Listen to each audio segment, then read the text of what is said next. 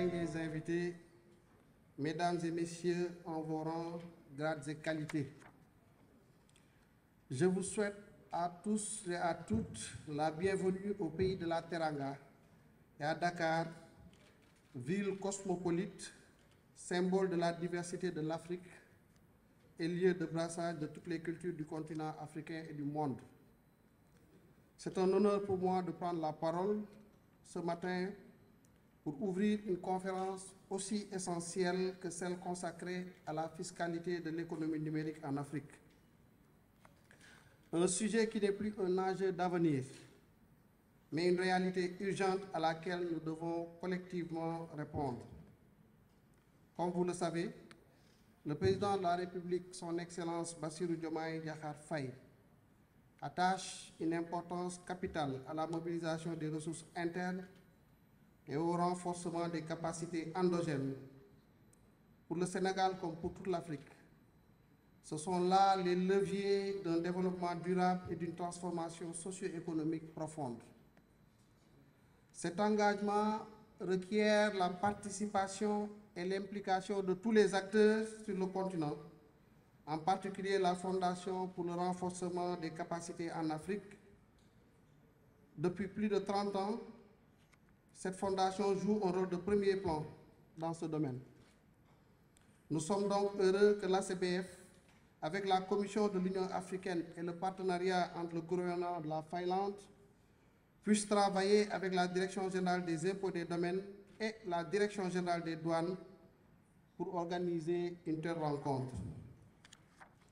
Mesdames, Messieurs, distingués délégués, en 2023, le Forum économique mondial a noté qu'au cours des 10 dernières années, l'économie numérique a cru à un rythme de 2,5 fois supérieur à celui du PIB de l'économie traditionnelle, alors que selon la Banque mondiale, elle constitue plus de 15% du PIB mondial.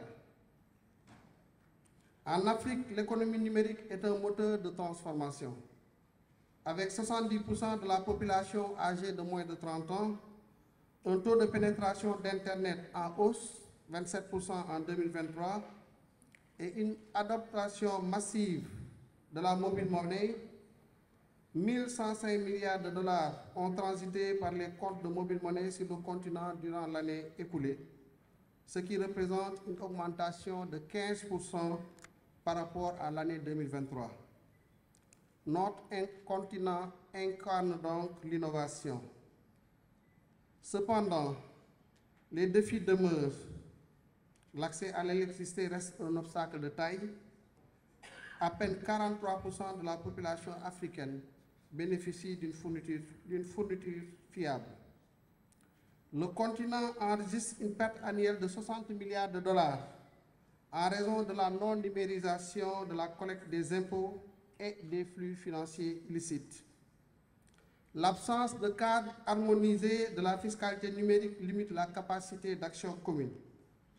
Pourtant, l'agenda 2063 de l'Union africaine et la zone de libre-échange continentale africaine, ZLECAf, appellent à une fiscalité équitable et à une souveraineté numérique.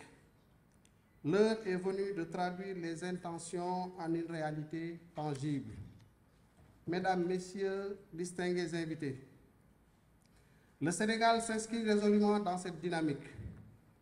Avec le New Deal technologique, notre pays compte investir 1 361 milliards de francs CFA pour financer le plan d'action constitué de 28 réformes et 69 projets.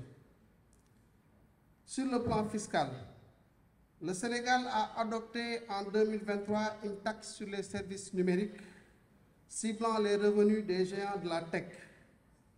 Une initiative audacieuse, mais qui doit s'inscrire dans une vision panafricaine cohérente. À cet effet, pour bâtir un avenir équitable et renforcer notre intégration, je propose que notre réflexion s'organise autour de 3 piliers d'action. L'harmonisation des législations fiscales en Afrique, l'investissement massif dans l'infrastructure numérique et la formation, le renforcement de la coopération internationale en collaboration avec l'OCDE et l'ONU pour adapter les règles globales aux réalités africaines. Mesdames, Messieurs, distingués délégués, ce débat n'est pas qu'une réalité de fiscalistes ou d'économistes. C'est aussi une question de justice et de souveraineté.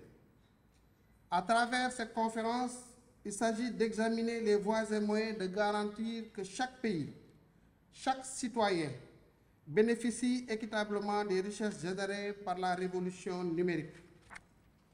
L'Afrique, continent dynamique et jeune, est à l'avant-garde d'une révolution digitale sans précédent. Plateformes de paiement mobile, start-up innovantes, commerce électronique, néobanques, ces avancées transforment nos économies. Mais si cette croissance n'est pas encadrée par des politiques fiscales adaptées, elle risque de creuser les inégalités et d'épuiser nos ressources. Ainsi, trois questions essentielles doivent guider nos travaux. Comment capter équitablement la valeur créée par les géants du numérique, souvent hors de nos frontières? Comment moderniser nos systèmes sans étouffer l'innovation? Comment garantir que les recettes collectées servent à bâtir des États solides, à former nos jeunes et à protéger notre environnement?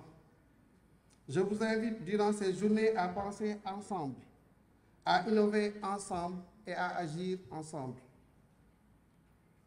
Car c'est par la solidarité, la vision partagée et la coopération panafricaine que nous pourrons écrire un chapitre africain de souveraineté financière et de révolution numérique inclusive, durable et prospère. Sur ces notes d'espoir, je déclare ouverte la conférence internationale sur la fiscalité de l'économie numérique et vous remercie de votre aimable attention.